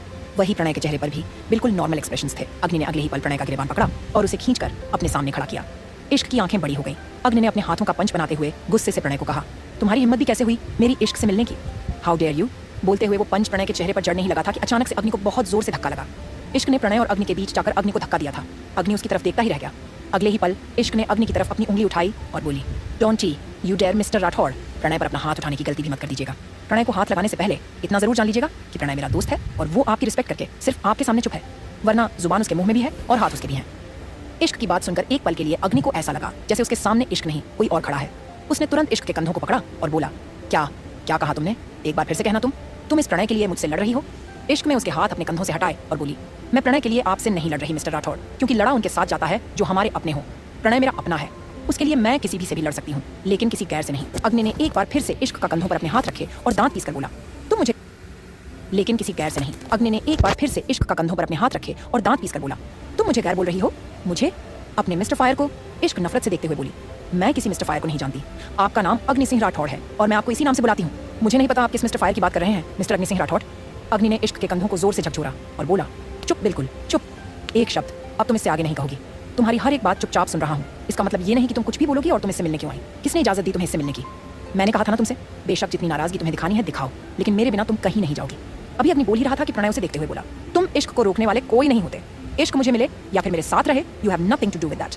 अभी वो बोल ही रहा था कि अग्नि एक बार फिर से तेजी से उसकी तरफ बढ़ा और उसके मुंह पर दोबारा पंच करने को हुआ, लेकिन इस बार इश्क फिर से उन दोनों के बीच आ गई और बोली, मैं एक ही बात बार बार नहीं दोहराती मिस्टर अग्नि सिंह राठौड़, आखिरी बार कह रही हूँ आपसे। अब अगर आपने मेरे होने वाले हस्बैंड पर, मेरे लाइफ पार्टनर पर अपना हाथ उठाया ना, तो मैं भूल जाऊंगी कि कभी मेरा आपसे कोई रिश्ता भी था। उसकी बात सुनकर अग्नि का दिल धक सा रह गया। इश्क की बातें सुनकर अग्नि का दिल धक सा रह गया। उसका मन तो किया कि अभी अपने सामने खड़े प्रणय का गला दबा दे और एक ही पल में ये सारा किस्सा ही खत्म करे, लेकिन वो फिलहाल इश्क की तरफ देखता रहा। इश्क एक बार फिर से बोली, मिस्टर राठौड़, आइंदा प्रणय के साथ इस लहजे में बात करने से पहले एक बार सोच लीजिएगा, क्योंकि आपकी बदतमीजी और कोई भी बर्दाश्त कर सकता होगा, लेकिन मैं नहीं करूंगी। अग्नि हंसने लगा। हंसते हुए ही उसने अपने चेहरे पर अपना हाथ रखा और फिर अपनी उंगलियों को कसकर अपनी मुट्ठी में बंद किया। वो हल्का हल्का कांप रहा था। उसके एक्सप्रेशंस देखकर ही पता चल रहा था कि वो अपना गुस्सा कंट्रोल कर रहा है। एक पल के लिए उसने अपने माथे पर अपना हाथ रखा और अपने माथे को सहलाते हुए गहरी सांसें लेने लगा। वो इश्क की तरफ देखते हुए बोला, तुम्हें पता है एंग्री बर्ड, अभी मुझे तुम पर जो गुस्सा आ रहा है, अगर यही गुस्सा किसी और पर आया होता ना, तो मैं उस इंसान को अब तक खत्म कर चुका होता। तुमसे प्यार करता हूँ इसलिए तुमसे कुछ कह नहीं रहा, लेकिन इसका मतलब ये नहीं कि तुम कुछ भी कहोगी। तुम्हारी हिम्मत भी कैसे हुई ये कहने की तुम किसी और से शादी करोगी? इश्क एक्सप्रेशनलेस होकर बोली। और आपकी हिम्मत कैसे हुई यह फैसला करने की कि मैं किसी और से शादी कर सकती हूँ या नहीं? अग्नि गुस्से से चिल्लाकर बोला, नहीं कर सकती तुम किसी और से शादी। मेरी बीवी हो तुम, अग्नि सिंह राठौड़ की। अगर मर भी जाऊँ ना, तो भी ये इश्क अग्नि सिंह राठौड़ किसी और से शादी नहीं कर सकती। तो जीते जी तो ये मुमकिन ही नहीं। अपनी बात बोलते हुए अग्नि ने अपनी उंगली इश्क के सीने पर रखती थी और वो उंगली जैसे इश्क को अपने सीने पर किसी खंजर की तरह महसूस हो रही थी। इश्क हल्का सा मुस्कुराई और बोली, आप सिर्फ गुस्से में नहीं रहते मिस्टर राठौड़, आप गलतफहमी में भी रहते हैं। ऐसा भी कुछ नहीं है जैसा आप सोच रहे हैं। ये इश्क अपनी मर्जी से किसी से भी शादी कर सकती है और मुझे ज्यादा सोचने की जरूरत ही नहीं। प्रणय मुझसे प्यार करता है और मैं प्रणय से। जैसे ही इश्क ने ये कहा, अग्नि में तुरंत उसका गला पकड़ लिया। इश्क की आंखें बाहर आने को हो गईं। प्रणय ने तुरंत इश्क को अग्नि से पीछे खींचना चाहा, लेकिन अग्नि ने खुद ही इश्क की गर्दन पर से अपना हाथ हटा लिया और अपनी मुट्ठियों को कसकर दूसरी तरफ चढ़ाकर खड़ा हो गया। एक पल के लिए तो वो अपने गुस्से पर कंट्रोल हो चुका था, लेकिन अगले ही पल उसने खुद को संभाल भी लिया था। वहीं इश्क के चेहरे पर कुछ भी एक्सप्रेशंस नहीं थे। भले ही अग्नि ने अभी जो किया उसके बाद प्रणय डर गया और वहां बैठे सभी लोग उन्हें देखकर डर चुके थे। लोगों ने टेबल से उठना शुरू कर दिया था और कैफे से बाहर जाना शुरू कर दिया था, क्योंकि सब देख सकते थे कि अग्नि की कमर पर गन लगी हुई थी। कोई भी वहां पर रहकर अपनी जान जोखिम में नहीं डालना चाहता था। अग्नि मुस्कुराते हुए इश्क की तरफ घुमा और बोला, यू नो व्हाट, बहुत से तरीके हैं मेरे पास प्रूव करने के कि तुम किसकी हो और किससे प्यार करती हो, लेकिन एंग्री बर्ड, भले ही तुम्हारे मिस्टर फायर को सब्र करना नहीं आता था, लेकिन अब वो सब्र करना सीख रहा है। शादी करनी है ना तुम्हें, करो। मैं भी देखता हूं कैसे तुम मुझे छोड़कर किसी और की होती हो। इश्क उसकी बातों से थोड़ा हैरान हो रही थी। ऐसे इतनी जल्दी अग्नि ने अपने गुस्से पर कंट्रोल कर नॉर्मल बात करना शुरू कर दिया। उसके लिए भी थोड़ा हैरानीजनक ही था। वो प्रणय से अपनी बात कहने के लिए प्रणय की तरफ घूमी, लेकिन अगले ही पल अग्नि ने इश्क के कंधों पर अपने हाथ रखे और उसे वापस अपनी तरफ घुमा लिया और बिना कुछ कहे उसके होठों पर अपने होंठ रख दिए। इश्क का दिल जोरों से धड़क उठा। प्रणय की गुस्से से मुठियां कस गई। वो तुरंत इश्क को पीछे की तरफ खींचना हुआ, लेकिन अग्नि ने उसे जोर से धक्का दिया और अगले ही पल इश्क को भी पूरी तरह से अपनी बाहों में कस लिया। इश्क पूरी तरह से उसकी बाहों के घेरे में थी और अग्नि उसके होठों को बहुत ही ज्यादा वाइल्ड होकर किस कर रहा था। उसकी किस में इश्क को प्यार से ज्यादा उसका गुस्सा महसूस हो रहा था। इश्क ने खुद को उसकी कैद से छुड़ाना चाहा, लेकिन अग्नि की जोरदार पकड़ के आगे उसके नाजुक से हाथ कुछ नहीं कर सकते थे, इसीलिए उसने कोशिश करना भी छोड़ दिया। अग्नि करीबन 5 मिनट तक यूं ही इश्क को किस करता रहा और उन्हें देखने वाले अपने मोबाइल फोन में उनकी वीडियो कैप्चर कर रहे थे। प्रणय गुस्से से चिल्लाकर बोला, हाउ डेयर यू अग्नि, इश्क मेरी वाइफ है, छोड़ो उसे। बोलते हुए वो अग्नि को धक्का देने की कोशिश कर रहा था, लेकिन अग्नि तो पूरी तरह से इश्क से चिपका हुआ था। आखिर उसने खुद ही इश्क को छोड़ा और मुस्कुराकर बोला, बहुत शादी के ख्वाब देख रही हो ना एंग्री बर्ड तुम, लेकिन यही काफी है बताने के लिए कि तुम सिर्फ मेरी हो, दुनिया में कोई ऐसा पैदा नहीं हुआ। बोलते हुए उसकी नजर प्रणय पर गई और फिर अगले ही पल वापस इश्क पर आ गई। वो अपनी बात पूरी करते हुए बोला, दुनिया में कोई ऐसा पैदा नहीं हुआ जो अग्नि सिंह राठौर से उसकी इश्क को छीन सके। चाहूं तो एक गोली और पूरा किस्सा खत्म, लेकिन अब जब बात इश्क को मनाने की है तो क्यों ना अब इश्क को इश्क से मनाया जाए। बहुत देख लिया ना तुमने मेरा गुस्सा, अब मेरा प्यार देखोगी और चैलेंज करता हूं मैं तुमसे, तुम खुद मेरे पास आओगी। इतना कहकर अग्नि बस मुस्कुराते हुए इश्क को देखता रहा। वहीं उसकी बातें सुनते हुए इश्क का दिल जोरों से धक धक कर रहा था। वो मन ही मन बोली, ये सही है मिस्टर राठौर, एक तरफ आप खुद दूसरों से शादी करें और दूसरी तरफ मुझे इस तरह के चैलेंज करें। आपको क्या लगता है कि मैं आपकी सच्चाई नहीं जानती? अब मैं आपकी जान में नहीं आऊंगी मिस्टर राठौर। उसे चुप देखकर अग्नि वापस उसके करीब हुआ और उसके चेहरे को अपने हाथों में थाम लिया। इश्क तुरंत पीछे की तरफ पलटने को हुई, लेकिन तब तक अग्नि उसे अच्छे से थाम चुका था। वो मुस्कुराकर बोला, एक तो आजकल रिएक्ट बहुत ज्यादा करने लगी हो, अच्छी तरह से पता है तुम्हें कि अपने मिस्टर फायर के सामने कहां तुम्हारी कुछ चलती है, लेकिन फिर भी कोशिश करने से पीछे नहीं हटती। वे आराम से मेरी बात सुनो। बोलते हुए जो अग्नि का लहजा था उसने इश्क की धड़कनों को और भी ज्यादा बढ़ा दिया था। वो एक पल अग्नि की तरफ देखती ही रह गई। अग्नि ने उसके माथे पर आए बालों को अच्छे से उसके कान के पीछे किया और उसके माथे को बड़े ही प्यार से चूम लिया। इश्क गुस्से से बोली, इस तरह की जबरदस्ती करके आपको क्या लगता है कि आप मुझे प्रणय से शादी करने से रोक देंगे? आपके लिए शायद लड़कियां इस्तेमाल करने की चीज होगी, लेकिन प्रणय हर एक लड़की की रिस्पेक्ट करना जानता है। नहीं पड़ेगा, क्योंकि वो सच में मुझसे प्यार करता है, अग्नि ने बोला। और तुम्हें लगता है कि मुझे तुम्हारी बातों से फर्क पड़ेगा? बिल्कुल भी नहीं एंग्री बर्ड। अब मेरी बात ध्यान से सुनो। इश्क के इश्क ने अग्नि को हराया था, अब अग्नि का इश्क इश्क को हराएगा। I love you so much angry bird. शादी करने का मन हो रहा है ना तुम्हें, तो दूल्हा तुम्हारे लिए इंतजार करेगा। बोलकर अग्नि ने इश्क के चेहरे को छोड़ा और प्रणय की तरफ देखते हुए बोला, ज्यादा से ज्यादा तुम बाराती बन सकते हो, इससे ज्यादा कुछ गलतफहमी अपने दिमाग में मत लाना। बोलकर अग्नि मुस्कुराते हुए वहां से चला गया। इश्क बस से जाते देखती रह गई। उसके जाने के बाद प्रणय ने इश्क की तरफ देखा और बोला, तुम सच में ये करना चाहती हो? आई मीन मुझे नहीं लगता कि वो अग्नि हम दोनों की शादी होने देगा। क्या हम यहाँ से वापस नहीं जा सकते? आई मीन वहां पर ना अग्नि होगा और ना ही अग्नि से जुड़ी कोई प्रॉब्लम। इश्क अग्नि के बारे में सोचते हुए बोली, जितना मैं मिस्टर राठौर को जानती हूं ना, इतना तो कंफर्म है कि मेरे जाने से पहले वो पुणे पहुंच जाएंगे, इसलिए मैं चाहती हूं कि मैं वो रीजन ही खत्म करके जाऊं जो उन्हें मेरे करीब लेकर आता है।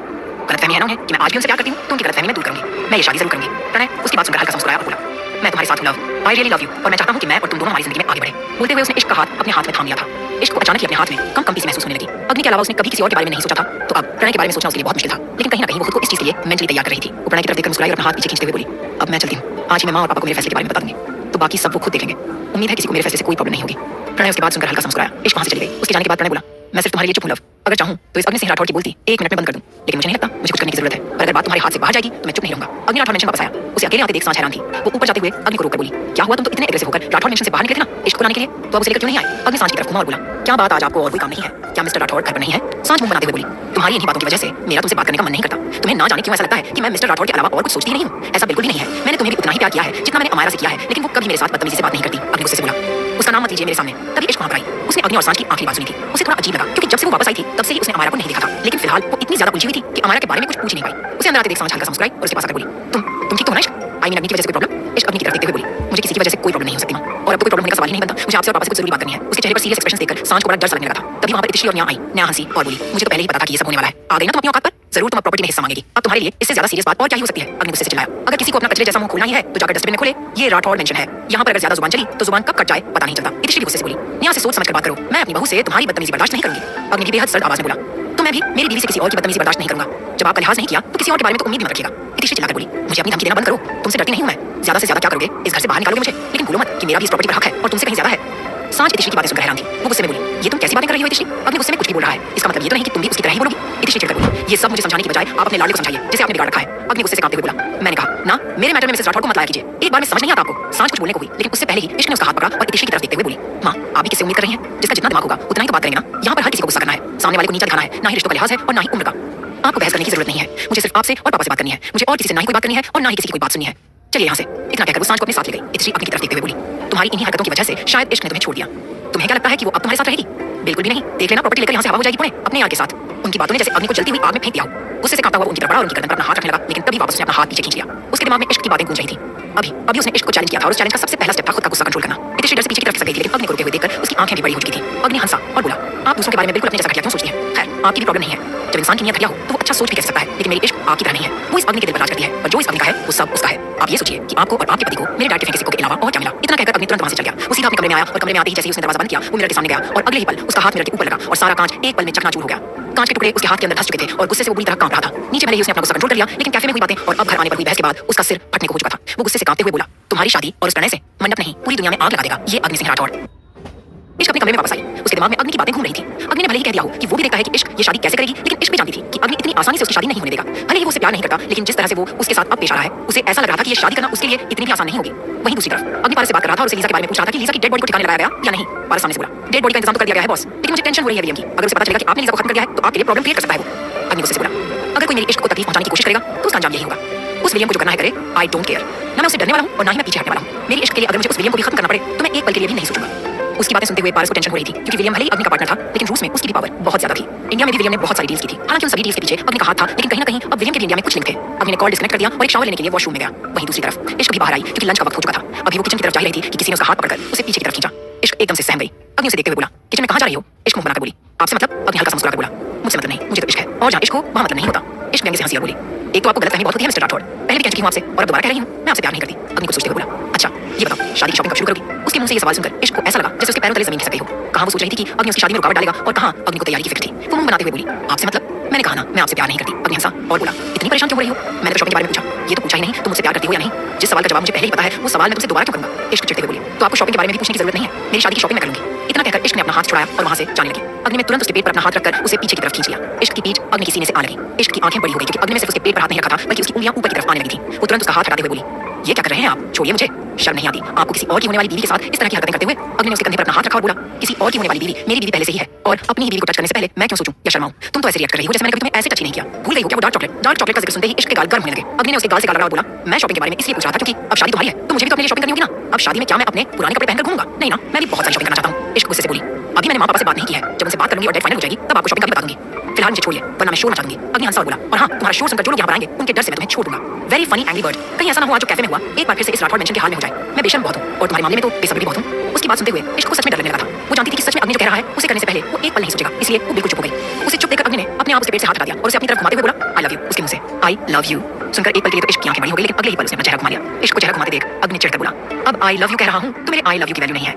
जब नहीं बोलता था तो कैसे तड़प जाती थी बिना पानी की मछली की तरह। इश्क मुंह बनाते हुए बोली, इतना तड़प कर ही तो समझ आया है मिस्टर राठौड़, किसी के लिए तड़पने का भी कोई फायदा नहीं है, क्योंकि जिसके लिए हम तड़पते हैं ना उसे तो कोई फर्क नहीं पड़ता। वो तो अभी भी अपनी जिंदगी पहले जैसे ही ऐशो आराम और उतनी ही अय्याशी करते हुए बिता रहा है। उसका टोन अग्नि के दिमाग में खटक रहा था। वो कुछ कहता उससे पहले ही सांझ किचन से बाहर निकली। अपने सामने इश्क और अग्नि को देखकर एक पल के लिए तो उसके कदम रुक गए। उसके पीछे पीछे ही सर्वेंट अपने हाथों में बड़ी बड़ी ट्रे लेकर डाइनिंग टेबल बनाने लगे। इश्क सांझ की तरफ गई और बोली, मैं आपकी मदद करने के लिए आई रही थी मां, लेकिन कुछ लोगों को तो मजा आता है लोगों को परेशान करने में। सांझ के पास इश्क को देखकर अग्नि को गुस्सा आ रहा था। वो उसे छोड़कर सांझ के पास जा रही थी। ये उसे बिल्कुल भी अच्छा नहीं लग रहा था, लेकिन वो फिर भी मुस्कुराया और बोला, शिकायत भी तुम किससे कर रही हो एंग्री बर्ड, जिसकी खुद की शिकायतें इतनी है कि क्या ही बताऊं। इश्क तुरंत अग्नि की तरफ घूमी और बोली, और आपके अपने बारे में क्या विचार है मिस्टर राठौड़? उसका सवाल सुनकर अग्नि के चेहरे पर दिलकश मुस्कुराहट बिखर गई। वो हल्का इश्क के करीब आया और बोला, दूर खड़ा तुम्हारे दिल में आग लगा दूं, ये फायर हूं मैं। बोलकर उसने अपनी आई विंक की। सांझ ने तुरंत अपना चेहरा घुमा लिया। न जाने क्यों उसके चेहरे पर मुस्कुराहट तैर गई थी। हालांकि वो अग्नि से नाराज थी, लेकिन अग्नि का ये अंदाज देखकर वो भी हैरान थी कि गुस्सैल अग्नि इस तरह से भी इश्क से पेश आ सकता है। वहीं दूसरी तरफ इश्क शर्म से पानी पानी हो रही थी। सांझ के सामने अग्नि की ये हरकत देखकर उसे मन कर रहा था कि वो अपने ही माथे को पीट ले कि उसने अग्नि से ऐसा सवाल किया ही क्यों। वो तुरंत सांझ की तरफ घूमी और उसका हाथ पकड़कर डाइनिंग टेबल की तरफ ले जाते हुए बोली, मां मुझे बहुत भूख लगी है, मुझे खाना खाना है।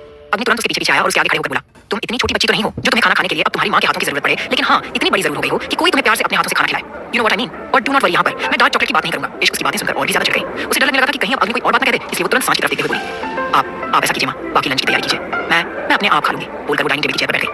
अग्नि उसके साथ वाली चेयर पर आकर बैठा और बोला, मुझे खुद को बहुत भूख लगी है, पता नहीं कितने दिनों से ढंग से खाना ही नहीं खाया, तुम्हारे बिना तो खाना भी फीका फीका लगता है। सोच रहा हूँ आज एक्स्ट्रा टेस्ट लाने के लिए थोड़ा सा सॉस यूज करूं। इश्क को अचानक से खांसी छूट गई। अग्नि और इश्क की बातें उन दोनों को ही बहुत अच्छी तरह से पता थी, लेकिन बेचारी सांझ अपनी जगह पर खड़ी बस अग्नि की बातों का मतलब समझने की कोशिश कर रही थी। वो जल्दी से इश्क के पास आई और अग्नि की तरफ देखते हुए बोली, तुम क्यों परेशान कर रहे हो इश्क को? अग्नि चौंक कर बोला, मैंने कब परेशान किया? मैंने तो सिर्फ अपने खाने की बात की है कि मुझे खाना टेस्टी कम लगता है, इसलिए मैं एक्स्ट्रा सॉस लूंगा। अब तुम ही बताओ एंग्री बर्ड, इसमें परेशानी की कोई बात है क्या? बोलते हुए जब अग्नि के चेहरे पर तिरछी सी मुस्कुराहट आई तो सांझ को अग्नि पर शक होने लगा। वही इश्क अपनी खूबती हुई आंखों से उसे देख रही थी। वो सांझ की तरफ देखते हुए बोली, मां आप जाइए ना यहाँ से, मैं खाना खा लूंगी, अब आप प्लीज बाकी सब तैयारी कीजिए ना। अग्नि भी तुरंत बोली, हाँ मिस्टर राठौड़ आप जाइए यहाँ से, अगर मुझे सॉस की जरूरत पड़ी तो मैं एंग्री बर्ड से ले लूंगा। अग्नि की बातें सुनते हुए इश्क का चेहरा सॉस से भी ज्यादा लाल था।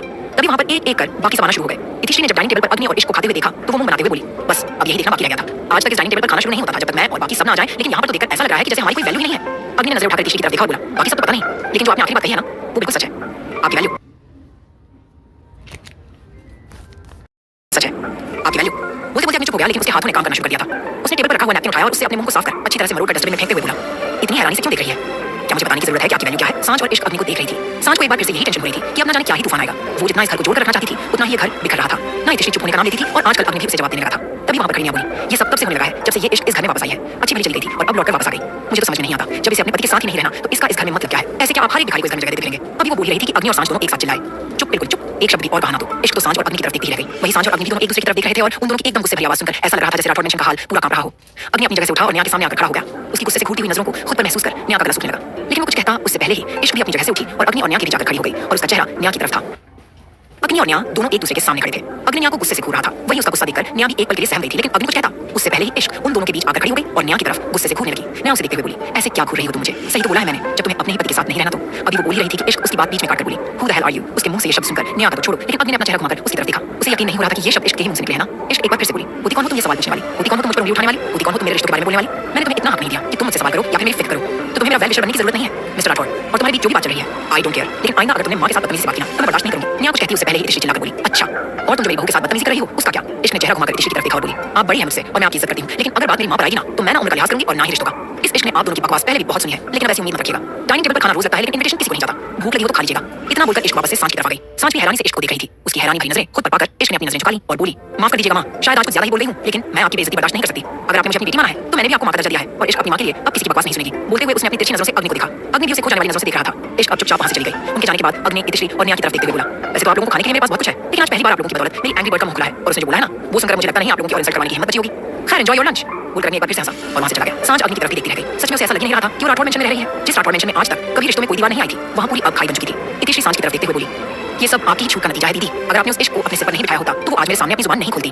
सांझ उसके पास आई बोली, इश्क पर इल्जाम लगाने से पहले तुम अपनी तरफ देखो इतिश्री। आज तक इश्क ने तुमसे कभी बदतमीजी नहीं की क्योंकि बदतमीजी करना मेरी बच्ची को आता ही नहीं, लेकिन मुझे लगता है कि आजकल तुम जरूर किसी की बात में आ रही हो और ऐसी हरकतें कर रही हो कि सामने वाला बदतमीजी के अलावा और कुछ कर ही नहीं पाए। अपने लिए ऐसी बातें सुनकर न्या के तन बदन में आग लग गई। सांझ अपनी बात बोलकर वहां से चली गई। न्या इतिश्री की तरफ देख रही थी। उसको जो बोला गया उसने वो सब बर्दाश्त किया, लेकिन अब उसके दिमाग में कुछ और चल रहा था।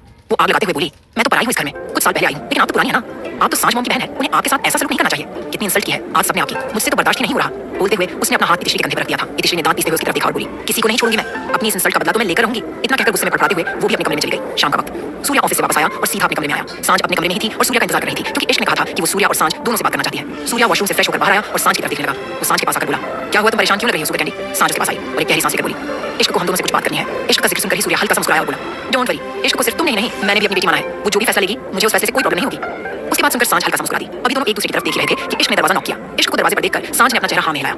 इश्क अपना चेहरा झुकाए अंदर आई और उन दोनों की तरफ देखते हुए बोली, मेरे मां पापा नहीं है, लेकिन आप दोनों में मैं हमेशा अपने मां पापा को देखा है और मुझे पता है आप भी मुझे अपनी बेटी मानते हैं। इसीलिए आज मैंने अपनी जिंदगी के लिए जो फैसला लिया है वो मैं पहले आप लोगों को बताना चाहती हूँ। सूर्या उसके पास आया और उसके सिर पर अपना हाथ रखकर बोला, हम तुम्हें सिर्फ अपनी बेटी मानते नहीं, तुम हमारी ही बेटी हो। बताओ क्या फैसला किया तुमने?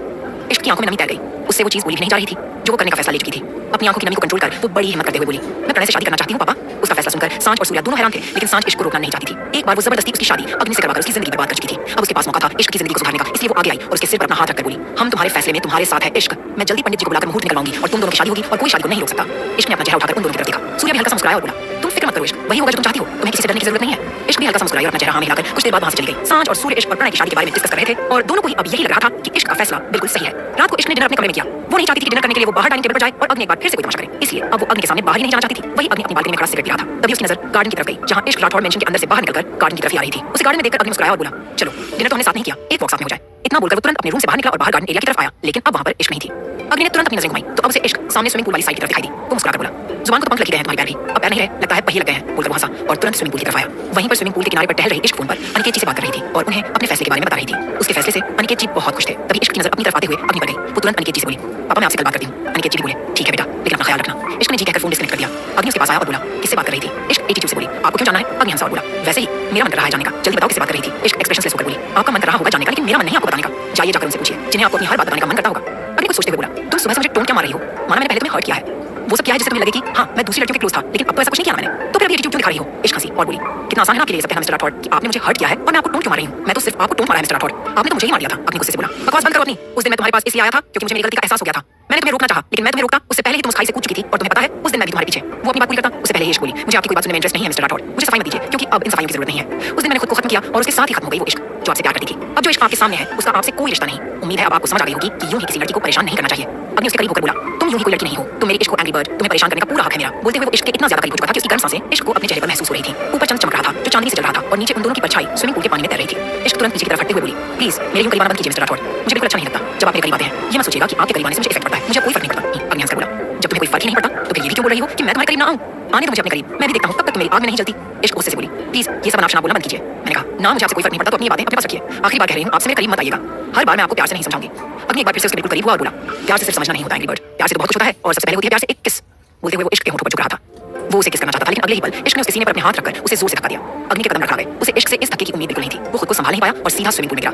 इश्क उसे स्विमिंग पूल में गिरते हुए देखकर हंसी और बोली, मैंने आज तक बहुत सारी गिरी हुई चीजें देखी हैं मिस्टर राठौड़, आज पहली बार गिरा हुआ इंसान देख रही हूं। उसकी कड़वी बातों को अग्नि किसी शहद के घूंट की तरह पी गया और किनारे के बिल्कुल करीब आकर बोला, तो अब मैं तुम्हें गिरा हुआ इंसान लगता हूं एंग्री बर्ड? इश्क तकलीफ भरी आवाज में बोली, जो आपने मेरे साथ किया है ना, उसके बाद तो आप मुझे इंसान लगते ही नहीं है मिस्टर राठौड़। अभी वो बोल रही थी कि अग्नि ने उसका पैर जोर से खींचा। इश्क सीधा स्विमिंग पूल में गिरी। इश्क बिल्कुल अंदर की तरफ चली गई थी और एक गहरी सांस लेते हुए बाहर आई थी। जब से उसने खाई में छलांग लगाई थी तब से ही उसे हाइट से बहुत डर लगने लगा था और अब इस तरह से गिरने पर उसकी सांसें एकदम से रुक चुकी थी। अग्नि ने तुरंत उसे अपनी बाहों में संभाला और बोला, you know what angry bird, कभी कभी मुझे लगता है कि सच में मेरी इश्क कहीं खो सी गई है, क्योंकि मेरी इश्क कुछ भी कह सकती थी, कुछ भी कर सकती थी, लेकिन अपने मिस्टर फायर से इस तरह की बातें नहीं कर सकती थी। मेरी हरकतें तुम्हें गिरी हुई लग रही है ना, तो यही सही, हाँ हूं मैं गिरा हुआ। अगर तुम्हें प्यार करना मेरा गिरा हुआ होना है तो तुम्हें जो समझना है समझो, लेकिन तुम्हें प्यार करने से तुम मुझे नहीं रोक सकती। बोलकर अग्नि ने उसके होठों पर अपने होंठ रख दिए। इश्क का दिल धक सा रह गया। वो पूरी तरह से अग्नि की बाहों में सिमटी हुई थी और पानी से पूरी गिरी थी। अग्नि उसे बहुत ही ज्यादा शिद्दत से किस कर रहा था। इश्क ने उसे दूर जाने की किस की, लेकिन कब वो खुद उस एहसास में खो गई उसे पता ही नहीं चला। अग्नि आज भी पूरी तरह से उसे कंट्रोल कर लेता था। इश्क भी उसे बेतहाशा चूमे जा रही थी। अग्नि ने अपने हाथ उसके कपड़ों के अंदर लेकर जाने शुरू कर दिए। अग्नि और इश्क दोनों स्विमिंग पूल में थे और दोनों ही एक दूसरे को किस किए जा रहे थे। इस वक्त इश्क भी पूरी तरह से उस किस में खोई हुई थी और उसके रिस्पांस के बाद अग्नि ने उसे और भी ज्यादा शिद्दत से चूमना शुरू कर दिया था। अग्नि के हाथ इश्क की पीठ पर थे और उसके कपड़ों के अंदर की तरफ जा रहे थे। इश्क इस वक्त उस किस में इतना ज्यादा खोई हुई थी कि उसे कुछ एहसास ही नहीं हो रहा था कि अग्नि के हाथ कहां है और कहां नहीं। आज वो एक बार फिर से खुद पर अपना कंट्रोल खोने लगी थी। अग्नि की यही बात तो उस पर सबसे ज्यादा हावी थी कि वो उसे बहुत जल्दी अपने कंट्रोल में ले लेता था, लेकिन जैसे ही अग्नि का हाथ इश्क को अपनी अपर बॉडी पर महसूस हुआ, उसने एक झटके से अग्नि को खुद से अलग करने के लिए धक्का दिया। अग्नि पानी में होने की वजह से खुद को संभाल नहीं पाया और पीछे की तरफ हो गया, लेकिन अगले ही पल उसने इश्क का हाथ पकड़कर उसे भी अपने ऊपर खींच लिया। दोनों पानी में थे और एक बार फिर से दोनों अंदर की तरफ डूब चुके थे। अग्नि तुरंत उसे लेकर बाहर की तरफ हुआ। वो जानता था कि इश्क उसमें नहीं आती। इश्क उसे गुस्से से देखते हुए बोली, आपकी हिम्मत भी कैसे हुई मुझे पानी में खींचने की? अग्नि मुस्कुराकर बोला, मैंने तुम्हें पानी में से खींचा नहीं है एंग्री बर्ड, मैंने तो और भी बहुत कुछ किया है। उसकी शिकायत नहीं लगाओगी तुम? इश्क दांत पीसते हुए बोली, कितने बेशर्म हैं आप, मैंने मना किया है ना, मेरे करीब मत आइएगा, लेकिन आप जानबूझकर मेरे करीब आते हैं और ऐसी हरकतें करते हैं कि मैं परेशान हो जाऊं। आपकी हरकतों का कोई फायदा नहीं है मिस्टर राठौड़, क्योंकि मैं शादी का फैसला नहीं बदलूंगी। अग्नि हंसा और बोला, तुम्हें ऐसा क्यों लगता है एंग्री बर्ड कि मैं ये सब तुम्हारे फैसले को बदलने के लिए कर रहा हूं? नहीं, बिल्कुल भी नहीं। तुम्हें शादी करनी है करो, मैं तुम्हें तुम्हारा फैसला बदलने के लिए नहीं कहूंगा। बोलते हुए अग्नि इश्क के बिल्कुल करीब आ गया। इश्क उसकी तरफ देखती ही रह गई। अग्नि उसके कान के पास झुका और बोला, अब मैं कुछ कहूंगा नहीं एंग्री बर्ड, अब मैं मजबूर करूंगा तुम्हें, लेकिन सिर्फ अपने इश्क से। और इतना तो मैं जानता हूं मेरी इश्क अगर अपने इश्क से नहीं जीत सकती तो मेरे इश्क से तो जीतना उसके बस में ही नहीं होगा। इश्क गुस्से से देखते हुए बोली, आपका इश्क नहीं फरेब है मिस्टर राठौड़ और अब मैं बेवकूफ नहीं बनूंगी। अग्नि ने उसके माथे पर अपनी उंगली रखी और हल्का सा दबाकर उसके चेहरे के पीछे करते हुए बोला, बेवकूफ नहीं हो तुम, लेकिन समझदार भी नहीं हो। इश्क चिढ़ते हुए उसे देख रही थी। अग्नि ने उसे अपनी गोद में उठाया और इश्क की आंखें बड़ी हो गई। वो गुस्से से बोली, छोड़िए मुझे। अग्नि अपनी गहरी नजरों से देखते हुए बोला, छोड़ूंगा नहीं एंग्री बर्ड, अच्छे से रूम में ले जाकर छोड़ूंगा। यहाँ पानी में छोड़ दिया तो डूब जाओगी और मैं तुम्हें अपने इश्क में डूबता देखना चाहता हूँ, पानी में डूबते हुए नहीं। बोलकर अग्नि शरारत से हंसा। इश्क गुस्से से मुंह बनाते रह गई। अग्नि इश्क को कमरे में लेकर आया और उसे सीधा वॉशरूम में ले गया। इश्क गुस्से से चिल्लाकर बोली, छोड़िए मुझे, आपकी हिम्मत कैसे हुई मुझे मेरे वॉशरूम में लेकर आने की? वो चिल्ला ही रही थी कि अग्नि ने उसे शावर के नीचे छोड़ दिया। वो मुंह बनाते हुए बोला, एक तो तुम चिल्लाने बहुत लगी हो, पहले तो मेरे सामने जुबान नहीं खोलती थी और अब इतना चिल्लाती हो कि मेरे कान पक गए तुम्हारा चिल्लाना सुनकर। इश्क हैरानी से बोली, हाउ डेयर यू, आप मुझे ये सब बोल कैसे सकते हैं? अग्नि और भी ज्यादा मुंह बनाते हुए बोला, अच्छा तुम चिल्लाते हो और मैं तुम्हें बताऊंगी नहीं, अब चुप हो जाओ वरना मैं तुम्हारा मुंह बंद कर दूंगा। इश्क गुस्से से बोली, अच्छा आप मेरा मुंह बंद करेंगे, कीजिए मैं भी तो देखूं कि आप मेरा मुंह बंद कैसे करते हैं। अभी वो बोल रही थी कि अग्नि ने बिल्कुल करीब होकर शावर ऑन कर दिया। इश्क का मुंह हल्का सा खुल गया। वो हल्का सा चेहरा उठाकर ऊपर शावर की तरफ देख रही थी। तभी अग्नि उसके चेहरे के ऊपर झुका और उसके चेहरे को अपने हाथों में थामकर एक बार फिर से उसके होठों पर अपने होंठ रख दिए। इश्क हैरान रह गई। ये आज के दिन की अग्नि और उसकी थर्ड किस थी और हर बार अग्नि यूं ही इसकी परमिशन के बिना उसे किस कर रहा था। उसने अग्नि को धक्का देना चाहा। अग्नि ने तुरंत उसके होठों को छोड़ा और गुस्से से उसे देखने लगा। इश्क का चेहरा भी हद से ज्यादा कांप रहा था। पानी की वजह से उसका चेहरा पहले ही बहुत लाल था और अब तो गुस्से में वो बिल्कुल स्ट्रॉबेरी की तरह लग रही थी। वो गुस्से से कुछ बोलने को हुई, लेकिन उससे पहले ही अग्नि बोला, तुम अच्छी तरह से जानती हो एंग्री बर्ड, तुम मुझे ना ही रेसिस्ट कर सकती हो और ना ही अपने इन नाजुक नाजुक हाथों से मेरा कुछ बिगाड़ सकती हो, इसलिए चुपचाप मुझे किस करने दिया करो। डिस्टर्बिंग किस मुझे बिल्कुल भी पसंद नहीं है, मुझे वो तुम्हारी मेल्टिंग किस चाहिए, टेस्टी वाली। बोलते हो उसने अपनी जीभ से अपने होठों को लिक किया। इश्क उसके एक्सप्रेशंस देखकर चिढ़कर बोली, कितने बेशर्म हैं आप, बेशर्मी में तो आपको कोई नहीं हरा सकता, लेकिन मुझे ये वाली किस नहीं करनी आती। चाहिए जाकर अपनी लीजा पिज़्ज़ा को कीजिए। उसके मुंह से लीजा का नाम सुनकर अग्नि को एक पल के लिए लीजा याद आ गई। अग्नि का मन किया कि उसे लीजा के बारे में बताएं, लेकिन फिर वो चुप रहा और एक बार फिर से उसके करीब होकर बोला, मैं क्यों किसी और को किस करूं, मैं तो तुम्हें ही करूंगा, दम है तो रोक कर दिखाओ। बोलकर उसने इश्क की कमर पर अपने हाथ रख उसे पीछे की तरफ धक्का दिया और उसके चेहरे पर झुककर एक बार फिर से उसे किस करने लगा। इश्क अब और भी ज्यादा चिढ़ गई। अब ये चौथी किस थी। इससे पहले कि वो किस ज्यादा बढ़ती, इश्क ने तुरंत अपना पैर उठाया और अग्नि के पैरों के बीचों बीच मारा। अग्नि ने एक झटके से इश्क को छोड़ दिया और गुस्से और हैरानी से देखने लगा। वो चिल्लाकर बोला, ये क्या किया तुमने एंग्री बर्ड, तुम्हें पता भी है अगर ज्यादा लग जाती तो कल को बच्चे नहीं होते हमारे। इश्क चिढ़कर बोली, मुझे आपसे बच्चे चाहिए भी नहीं, आप जैसे बच्चे हुए ना तो मेरी पूरी जिंदगी का सत्यानाश हो जाएगा, जो मुझे नहीं करना, और अब दूर रहिएगा मुझसे, वरना मेरे साथ तो क्या किसी और के साथ भी बच्चे नहीं होंगे आपके। बोलकर इश्क तुरंत वॉशरूम से बाहर चली गई। अग्नि अपने बॉडी के सेंसिटिव पार्ट पर हाथ रखे वहीं पर खड़ा था। वो कुछ सोचते हुए बोला, बच्चे तो मैं इतने करूंगा ना एंग्री बर्ड कि तुम संभालते संभालते थक जाओगे। बस एक बार तुम्हारा ये गुस्सा शांत हो जाए, उसके बाद तो हर एक साल एक बच्चा और सबके सब फायर। इश्क वॉशरूम से बाहर आई और गुस्से से बड़बड़ाते हुए बोली, कैसे इंसान है आप मिस्टर राठौड़, ना जाने कैसे इतना ड्रामा कर लेते हैं। एक तरफ किसी और को शादी का बोल रहे हैं और दूसरी तरफ मेरे सामने ये प्यार का ड्रामा कर रहे हैं, लेकिन मैं आपके ड्रामे में नहीं आऊंगी। अब मैं जल्द से जल्द प्रणय से शादी करूंगी ताकि आप मेरे करीब आ ही ना पाए। वो ड्रेसिंग रूम में से कपड़े बदलकर बाहर आई और इधर उधर देखने लगी। उसे पता नहीं था कि अग्नि कमरे में है या नहीं, लेकिन जब उसे अग्नि कहीं नजर नहीं आया तो वो अपने बेड की तरफ आई। उसका फोन पूरा पानी में भीग चुका था तो अब वो किसी को कॉल भी नहीं कर सकती थी। वो जाकर चुपचाप बेड पर लेट गई और अपनी आंखें बंद कर ली। तभी वॉशरूम से अग्नि बाहर आया। इस वक्त उसने अपने शॉर्ट्स पहने हुए थे। इश्क उसे देखकर हैरान थी, उसके रूम में अग्नि के शॉर्ट्स कैसे आए, लेकिन अग्नि वॉशरूम से बाहर निकलकर अपने कमरे में गया। वहां से अपने कपड़े लेकर वापस इश्क के वॉशरूम में आया और अब शॉर्ट्स पहनकर बाहर आया। उसकी हरकत पर इश्क बुरी तरह से चिढ़ रही थी। वो तुरंत अपनी जगह पर उठकर बैठी और अग्नि की तरफ देखते हुए बोली, आप यहाँ क्या कर रहे हैं, मेरे कमरे से बाहर निकलिए। अग्नि आया और चुपचाप उसके बगल में लेटते हुए बोला, मैं आपके कमरे से बाहर जाऊं, मैं तो कमरे से बाहर नहीं जाऊंगा, ये राठौड़ मेंशन है, यहाँ की हर एक चीज पर मेरा हक है, इस बेड पर मेरा हक है, इस बेड पर सोने वाली मेरी इश्क पर मेरा हक है।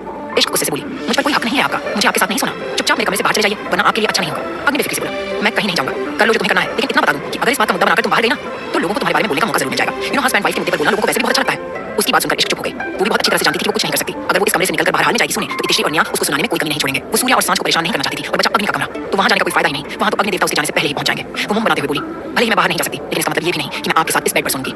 आपके साथ सोना तो दूर, मुझे आपकी शक्ल भी नहीं देखनी है। बोलते हुए वो बेड से उठी और अपना तकिया लेकर सोफे पर सोने चली गई। लेकिन वो सोफे पर सोती उससे पहले ही अग्नि सोफे पर पहुंच गया और उसके लेटने से पहले ही सोफे पर लेट गया। इश्क पूरी तरह से फ्रस्ट्रेट हो चुकी थी। उसने तकिया अग्नि के मुंह पर फेंका और बोली, आप मुझे सोने देंगे या नहीं? आपको पता है मैं बहुत ज्यादा थक चुकी हूं, मुझे ठंड भी लग रही है और पानी में भीगी रहने की वजह से मुझे फीवर भी फील हो रहा है। अगर अब आपने मुझे सोने नहीं दिया ना तो मैं सच बता रही हूं, मैं इसी वक्त राठौर मेंशन छोड़कर चली जाऊंगी। अभी वो बोल रही थी कि अग्नि ने उसका हाथ पकड़कर उसे अपने ऊपर खींच लिया। इश्क की सांसें हलक में अटक गई थी। अग्नि ने उसके माथे पर अपना हाथ रखा और उसका फीवर चेक करने लगा। सच में इश्क की बॉडी का टेंपरेचर बढ़ रहा था। अग्नि उसे अपनी बाहों में उठाए हुए सोफे से उठा और उसे बेड पर लेकर आया। इश्क अभी भी खुद को छुड़ाने की कोशिश कर रही थी। अग्नि ने उसे बेड पर आराम से बिठाया और खुद चुपचाप रूम से बाहर निकल गया। इश्क बस उसे जाते देखती रह गई। उसके जाने के बाद उसने राहत की सांस ली और अपनी आंखें बंद कर अपने सीने पर अपना हाथ रखते हुए बोली, थैंक गॉड मिस्टर राठौर चले गए। मैं उनके साथ बिल्कुल भी नहीं सो सकती। अब मैं बिल्कुल नहीं चाहती कि हम दोनों के बीच ऐसा कुछ भी हो जो मुझे तकलीफ दे। मुझे बस उनसे दूर रहना है। तभी उसके कानों में आवाज सुनाई दी, ऐसा तो बिल्कुल नहीं हो सकता एंग्री बर्ड। अग्नि की आवाज सुनकर उसने तुरंत अपनी आंखें खोली तो सामने अग्नि अपने हाथ में दवा और पानी लेकर खड़ा था। उसे देखकर इश्क हैरान रह गई। अग्नि ने वो दवा और पानी उसकी तरफ बढ़ाई और बोला, जल्दी से दवा लो और चुपचाप आराम करो, अगर फीवर बढ़ गया तो दिक्कत हो जाएगी। इश्क गुस्से से बोली, मुझे ना ही दवा लेनी है और ना ही मुझे आपका ये कंसर्न चाहिए। आपको मेरी फिक्र करने की जरूरत नहीं है, मैं अपना ख्याल खुद रख सकती हूँ। बोलकर वो बेड पर लेटने लगी। अग्नि तुरंत बोला, तुम ये दवा ले रही हो या नहीं एंग्री बर्ड? इश्क वापस उठी और बोली, मैंने कहा ना मुझे नहीं चाहिए दवा तो नहीं चाहिए, अपना ये ड्रामा आप अपने पास रखिए। बड़े आए दवा देने वाले, वो लोग मरहम नहीं लगाते मिस्टर राठौर जो लोग खुद जख्मों का कारण हो। कहते हुए इश्क की आंखों में नमी तैर गई। अग्नि ने पानी का गिलास टेबल पर रखा और घूरती हुई नजर से इश्क को देखने लगा। उसकी वो नजर खुद पर पाकर एक पल के लिए इश्क की होंठ भी सूखने लगे थे, लेकिन फिर वो वापस बेड पर लेटने को हुई और वो अपनी जगह से हिलती थी उससे पहले ही अग्नि ने अपनी उंगलियों से कसकर उसके गालों को पकड़ा। इश्क के होंठ अपने आप खुल गए।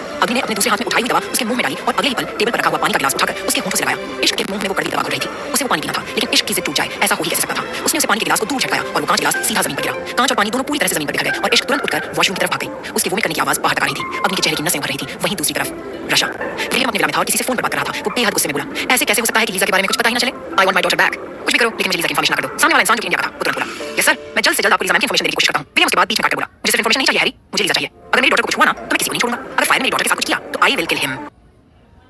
इश्क वॉशरूम के अंदर थी और उसने अपने मुंह से वो सारी दवाई निकाल दी थी। मुंह साफ कर वो वॉशरूम से वापस बाहर आई तो आते ही उसकी नजर अग्नि पर गई जो अभी भी अपनी जगह पर खड़ा था और उसके हाथ में पानी नहीं था, सिर्फ दवाई थी। इश्क उसे पूरी तरह से नजरअंदाज कर बेड की तरफ जाने लगी। अग्नि ने उसे रोका और बोला, दवाई लो। इश्क